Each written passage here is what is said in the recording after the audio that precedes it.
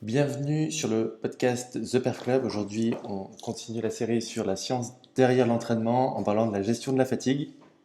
Alors, si un entraînement intensif est nécessaire pour améliorer notre forme physique, et la forme physique, elle se définit comme l'état dans lequel notre corps se trouve pour soulever des charges lourdes, dans le cas d'un athlète en force ou courir longtemps, par exemple, dans le cas d'un entraînement en endurance.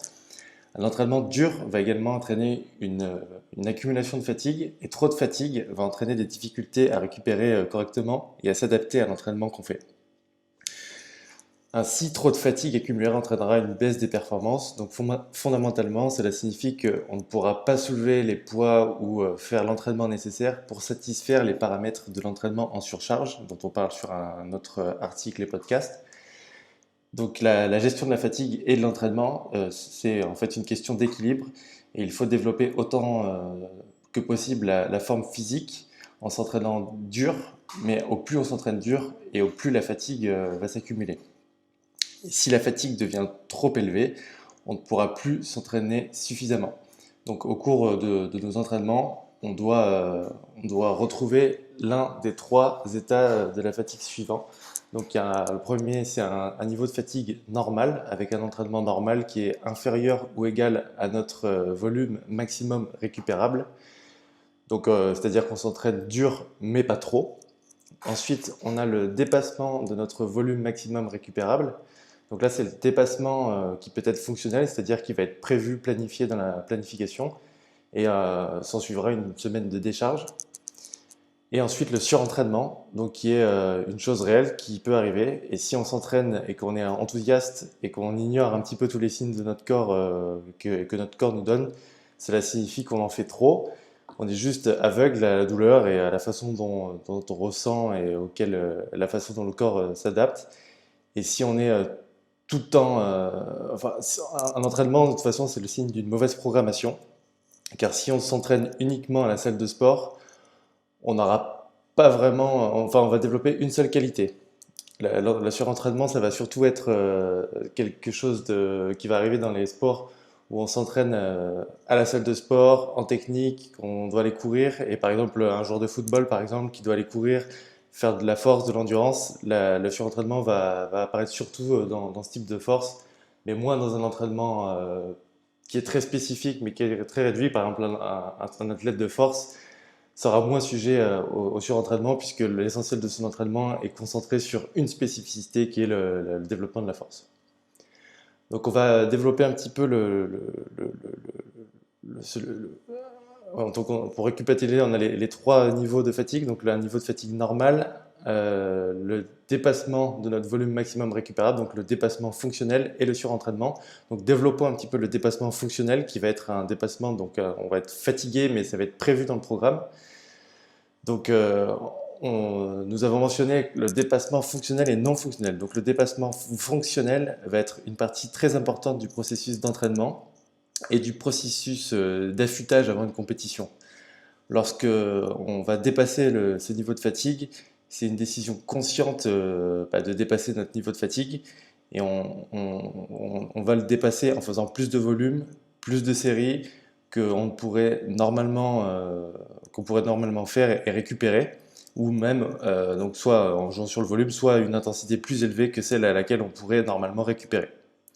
Donc si on envisage une semaine d'entraînement normale, vous vous entraînerez peut-être lundi, mardi, mercredi, vendredi et samedi, admettons. Vous savez qu'avec le dimanche de repos ou ces 2 jours pendant le week-end, vous pouvez être suffisamment frais pour faire une prochaine semaine d'entraînement. Ce sera un entraînement à votre niveau normal, on va dire, de récupération. Mais si vous planifiez un dépassement fonctionnel, ça veut dire que vous allez vous entraîner au-delà de ce que vous pouvez récupérer.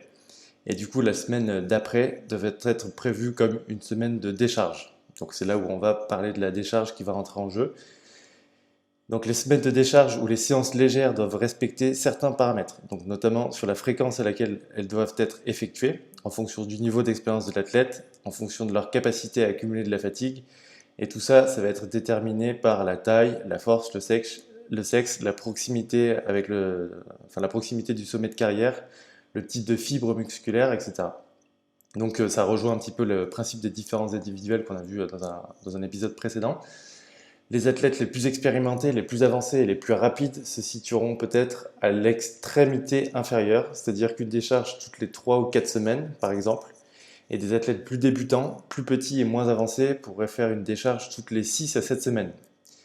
Et la raison pour laquelle ça arrive, c'est que ces athlètes qui sont plus débutants et moins expérimentés vont se fatiguer moins vite parce que les charges qu'ils vont soulever vont être moins importantes. Dans le cas d'un entraînement autre qu'en force, bah, l'énergie qu'ils vont dépenser et l'entraînement sera moins difficile que l'entraînement d'un athlète qui est plus expérimenté. Donc quand vraiment faire cette décharge? Donc, ce serait approprié de faire une décharge toutes les 3 à 7 semaines. Donc si on parle de façon générale, ce sera un programme qu'on pourrait qualifier de bien conçu. Ces semaines de décharge doivent arriver après avoir dépassé notre niveau, donc le volume d'entraînement on dépasse en fait le niveau où on peut récupérer. Donc lorsque dans une semaine d'entraînement vous prévoyez de faire plus de volume que vous ne pouvez récupérer en un jour ou deux, ou soulever des charges à intensité plus élevée que ce que vous pouvez récupérer en un jour ou deux, vous avez dépassé votre MRV, donc le volume maximum récupérable. Et maintenant, vous n'avez plus seulement un jour ou deux pour vous récupérer, vous avez une semaine entière et peut-être une demi-semaine avec plusieurs séances légères d'affilée. Et ça, afin d'être en mesure de dissiper la fatigue accumulée tout en gardant notre forme. Donc on continue à s'entraîner, mais on s'entraîne moins dur. C'est la gestion de la fatigue. Vous voulez donc faire une semaine par exemple de décharge, juste après une semaine de dépassement de notre MRV. Donc la façon dont nous devons concevoir un programme d'entraînement est la suivante. On s'entraîne pendant 3 semaines par exemple, en augmentant le volume ou en augmentant l'intensité en fonction de la période à laquelle on se trouve, jusqu'à cette troisième semaine, soit une semaine de dépassement de notre MRV, donc où on dépasse notre niveau de fatigue tolérable.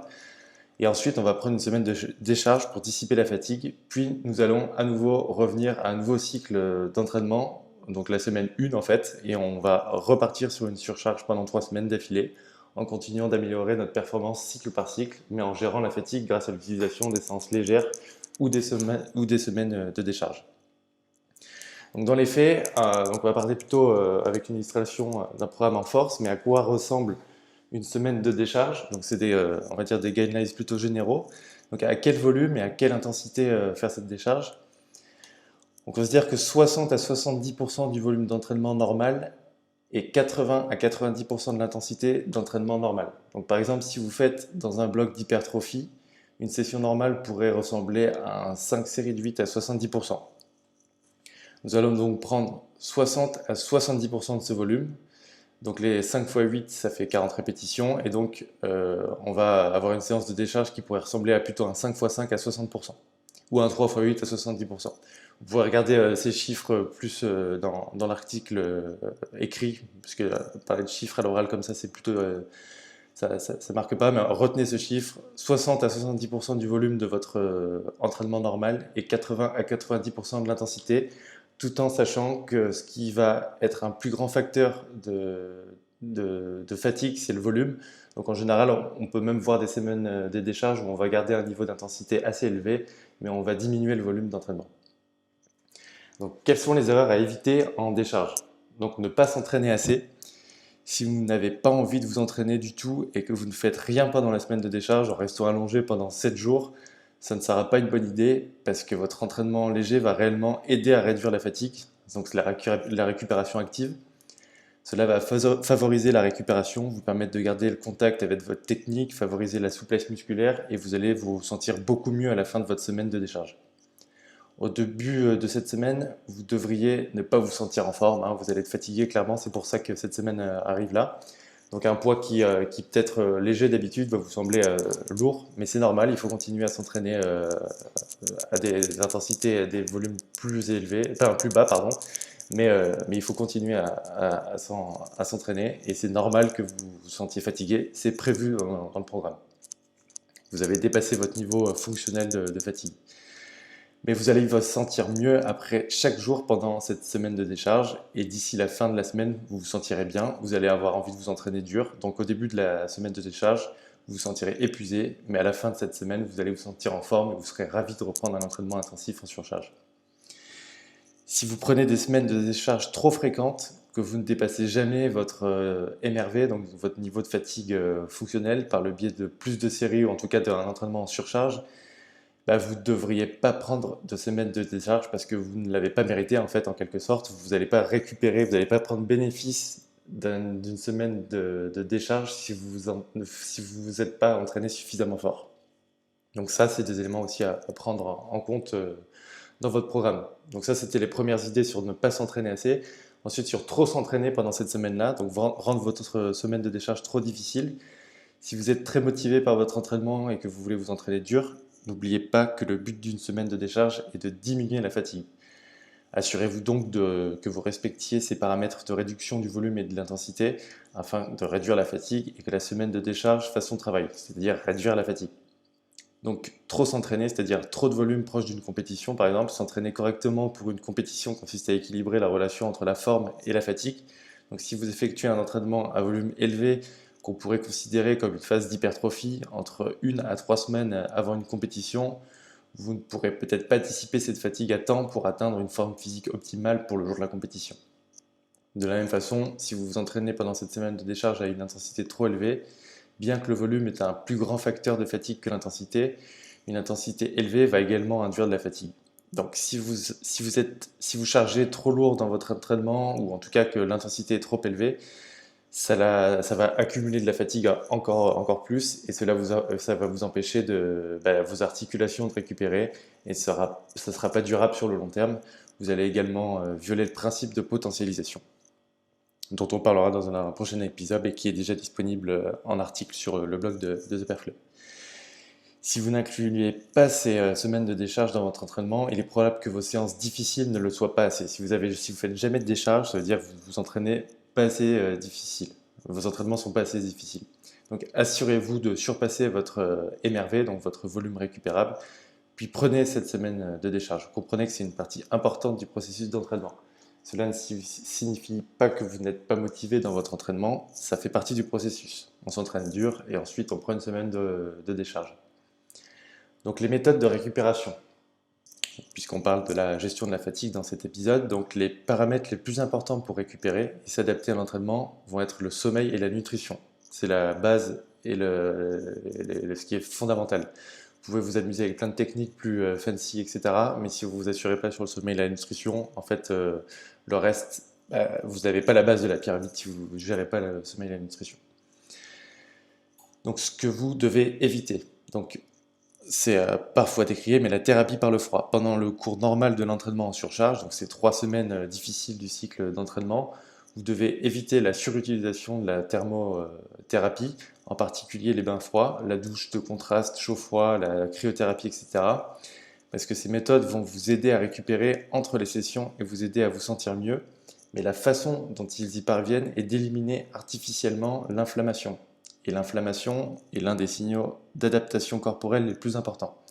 C'est une des choses qui dit à votre corps, vous avez travaillé très dur, on doit nous adapter et on doit s'améliorer pour être prêt pour le prochain entraînement. Et lorsque vous supprimez artificiellement l'inflammation grâce à la thérapie par le froid, par exemple, vous allez en fait atténuer le signal d'adaptation, vous allez atténuer l'effet de l'entraînement. Ça va être très minime, mais rien qu'à 1% de perte sur une semaine, et semaine après semaine, année après année, ça va s'accumuler. En fait, on veut quand même s'entraîner dur et que quand on s'entraîne, ce ne soit pas pour rien.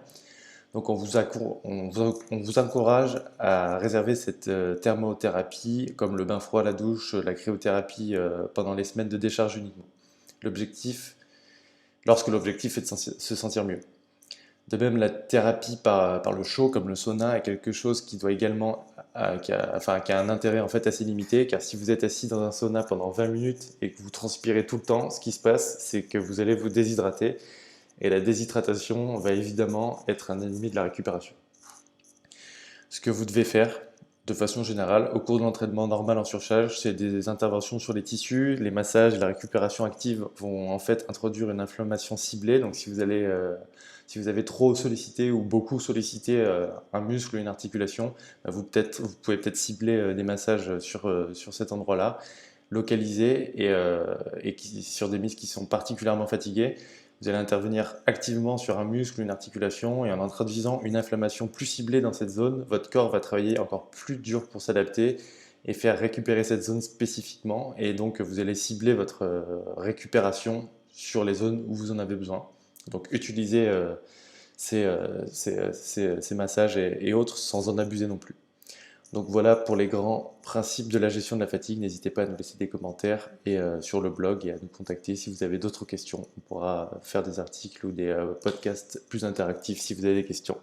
Merci et à bientôt sur le podcast.